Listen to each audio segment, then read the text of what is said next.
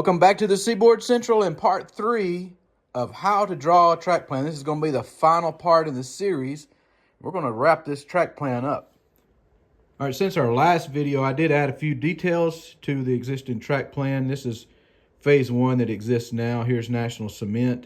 You can see where I simulated some cross ties. Also put the road in the old depot. Here's some greenery I colored in with some colored pencils. You see the overpass bridge. So that's things that you can do to improve your track plan. Another thing I did was pick up a better bow compass. This one works a whole lot better than that cheap one I had before. Just spend a couple more dollars and get you a nice one. Yesterday I printed off some track charts from work, and this is the area that we're modeling. This represents Carrollton, Georgia, on the Cedartown district. And these are what they call track charts that show everything from the size of the rail that they're using to where the crossings are located, any overpasses or bridges. It even shows the curves, what degree curvature it is. Listed by milepost, so you can see up here's where the milepost is located. They got it separated out. And there's your north, south, east, or west. And shows siding tracks. And it's interesting because the name of this particular one is called the pig track. And I don't know why it's called the pig track. It may be at one point in time and way back in history they did receive some kind of livestock cars with pigs and maybe a processing plant located there. Or it could be something to do with the Southwire plant that gets wrought iron or pig iron. So knowing that, now I know that this siding right here that comes off the main line is the pig track. So we did represent the pig track here. Now this siding on the other side, right here, that comes off the main line is called the house track. And then we have the passing siding. And I took some liberties and made it a lot longer so we can actually meet and pass trains. In real life, it's not that long, but this is a Seaboard Central, and it's a freelance railroad. Something else I took the liberty of was adding the Southern States Co-op here. And you can see right here is where I used an existing module here, and I'm going to use an existing module here. I'll just rearrange the track that's on the modules, but that's where I'm going to put that Southern States. Now, Carrollton did have a Southern States a long time ago. It wasn't nearly this big. And here, if you'll notice, I put the unloading shed right here. It's in the middle of the track. So this will allow you to shove some loads in and spot the head load there. And they'll have what they call a car puller that pulls the cars towards the main line. You can locate a car puller right in this area that has a cable and a winch. And you can spot up about 4 cars. It'll hold, this track is long enough to hold 4 standard covered hoppers, and it just pulls them through. And when the crew comes and picks the empties up, they'll take the empties out and swap them for loads. Also, here's a dock at the end of the track where you could actually load some box cars with bagged feed, and also a tank car could be spotted up for like molasses or some kind of vegetable oil. Another thing that's not located on the prototype is this Argos concrete plant. And I did want to add this here because I had it on the last, in the peninsula section, the last layout. And I really just love this industry. And I modeled it after an industry located in Doraville, Georgia, which had a sand track that would unload sand hoppers here. And also this is where you could spot cement hoppers up. And it'll hold exactly 4 cement hoppers. And you can do something similar with 4 sand hoppers here. And the same thing, they have a winch to just pull them forward as they empty them. So something else you can see that I did show some roads. There's a road here that crosses the tracks. This is the overpass that crosses the tracks. And here's one that crosses here. And there's another one here. And so I'm going to show you why I put them in those locations. So let's look at the prototype. So when studying prototype rail infrastructure, one thing I love to use is Google Earth.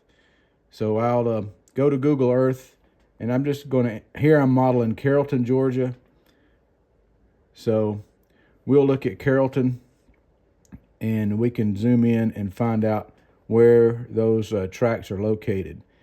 Now here you can see something I did not model was this large this overpass that goes over this main road. But what I am going to model is here's where the depot is located. And you can see the street here. There's also a couple of tracks that goes behind the depot. And these tracks are used as a lease storage agreement that they have with. One is for Dow Chemical and another one is for Borealis Compounds. And I'm going to use this as this track right here as a transload facility to unload PD hoppers where trucks can drive up beside it and unload it. And actually essentially give me another industry. And then this track here will just be used to store surplus cars that are like off spots that are going to Southwire to be unloaded for a Dow lease track. So we can look and see where I'm going to incorporate that on the track plan. So here you can actually see this is where Norfolk Southern has their offices, the yard office for the local switcher that is stationed here. And on the Seaboard Central, I'm going to have a switcher stationed here as well. And we'll have something similar where there'll be a yard office here. This depot is no longer operated by the railroad. It's operated by the city of Carrollton, and we'll do something similar on the layout. So on the track plan, I've got a track where a switch that comes off here, and this is where I'm going to locate that Dow lease track and that Borealis compound track. And then here here's where the street that crosses the tracks, and I'm going to put a depot in right here. So the tracks are going to curve around in this area just like the prototype, although it's going to be a lot tighter, but we'll get it in there and do some condensing. So the first thing I want to do is represent that depot, and it's a long depot, and we're going to put it in just like this, and we're going to have to figure out a kit that will look similar to that depot because it's actually a depot with the freight house attached to it.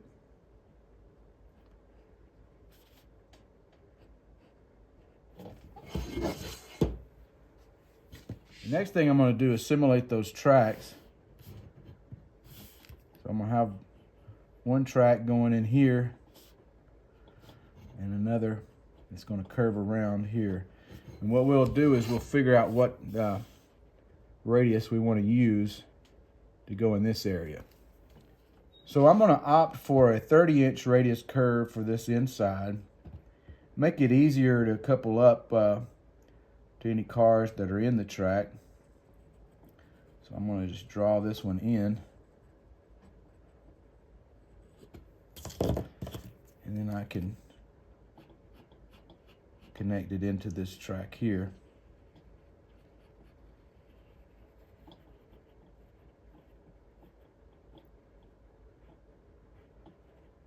So this will be my C42 Dow lease track.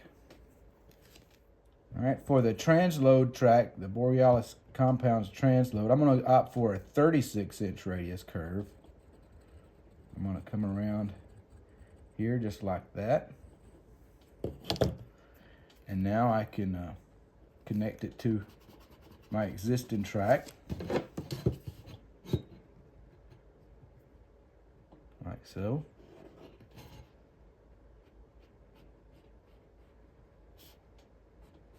Also, this track can be used for parking the local switcher on. Either one of these tracks can be used for that.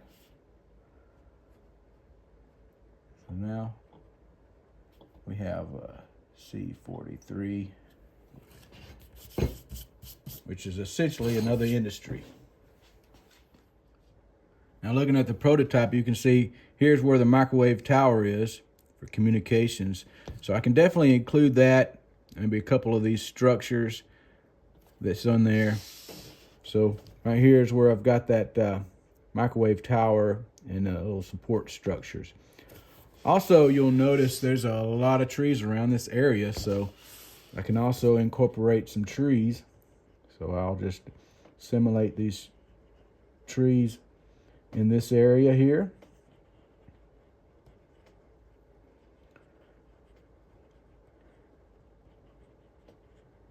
Something like that. Also, down in this area, there's some trees on the other side of the track, so I can incorporate the trees here, like the prototype, just like that. One thing that's very interesting on the prototype is a junkyard. So that would be really cool to be able to add a junkyard right in this area. So we can put junkyard here.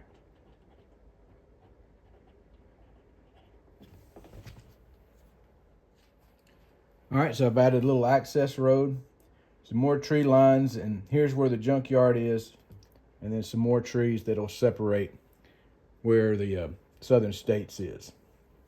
Also, I've left space for the railroad crews to access these switches, because you need to make sure you have little access roads for the maintenance way to be able to get to those switches.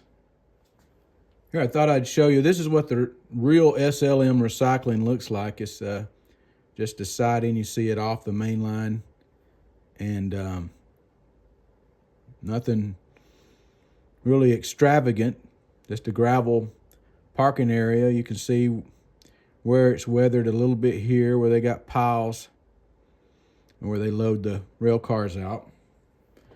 Also, they got a little access road that goes out to the main road. Now here, we've got what used to be an old industry. I think this was what used to be Southern States years ago, no longer rail served. But on my model railroad, we're going to actually put a Williams Brothers Lumber Company, or Brothers Building Material here, or something close by. So I'll show you where I'm going to incorporate it. So I've got this open area here, and this is where I want to locate my switch that goes in here to this. Now up in Duluth, Georgia, we have what they are called a Dixie Plywood Company. And so this is actually going to be modeled after that. They get a lot of box cars, and they're not something that gets switched all the time, but when they do get something in, they can get a boxcar plywood, or they get center beams in from time to time. So there's not going to be anything spectacular about this track. It's just going to be a straight track going in. And we're going to have a large warehouse building next to the tracks, where you can unload the box cars. And then an open area here if you need to spot up a center beam. Now going back to the depot area, we can look, we got an intersection here, and then we got some buildings and old warehouses. But what's really neat is this old wooden bridge that crosses the tracks here, and we can definitely represent that. So here I'm representing that old wooden bridge that goes across the tracks here. Now we're going to get into the largest industry that's located in Carrollton, and that's Southwire.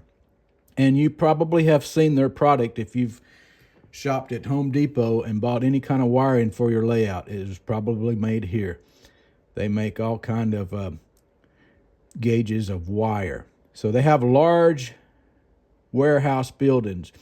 And if you look closely, you can see where these covered hoppers are spotted. So they have multiple buildings, and they receive multiple cars. I'm not going to be able to model all of this, but we can simulate this building right here, and also this large retention pond that goes behind it, because you got to realize that's a lot of surface area that collects water, and due to EPA requirements, they have to be able to have a adjoining retention pond. So we can include part of that as well. And you can see how the track goes in. They also receive tank cars right here. There's a tank car track that goes in right here. And if you go a little bit further down, this is where they get the what they call the rod mill. They get boxcars in, and it's boxcars of copper. You can see the copper right there, all the copper that came out of those boxcars. And you can look, if you look closely, you can tell what kind of cars they actually receive. Those are those IBT 50-foot high cubes. And various, looks like a lot of 100-ton cars, because that's heavy product. So definitely want to include that. So let's show where we're going to show it.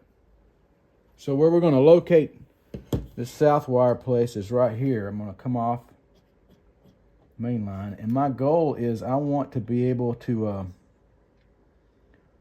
hold at least 4 plastic pellet cars on it.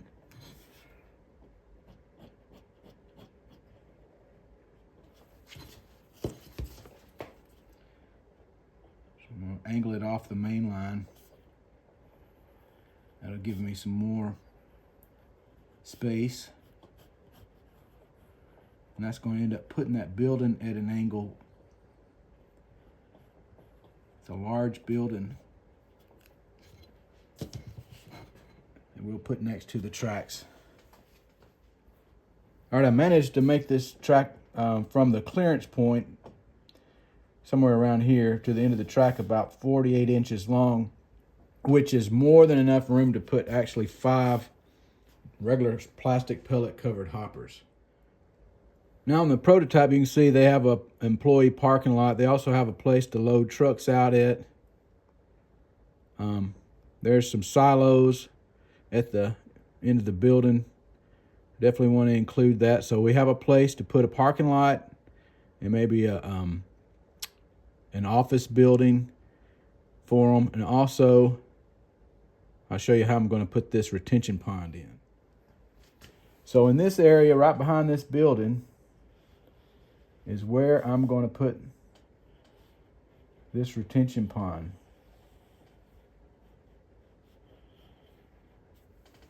Something just like that.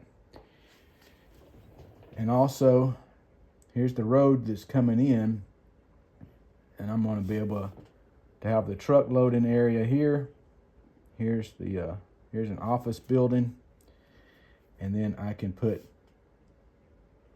the employee parking lot in this area right here.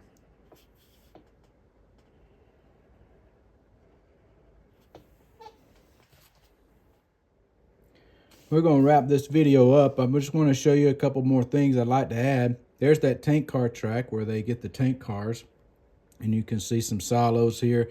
Here's also something labeled Buffalo Creek.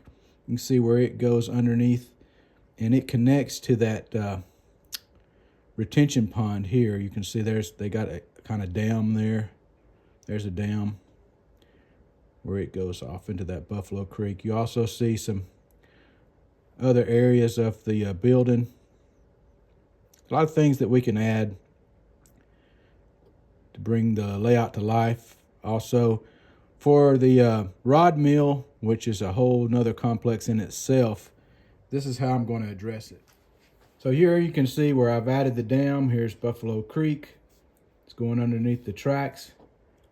Also, this is where the tank car gets spotted for tank car unloading. Now, how I'm going to address the rod mill, you see I've got a little small runaround track where I can pull up about 4 box cars in, run around them to spot them up. Here's what this is going to be, is a backdrop. You'll see to separate the scene. It'll go all the way down to this point right here.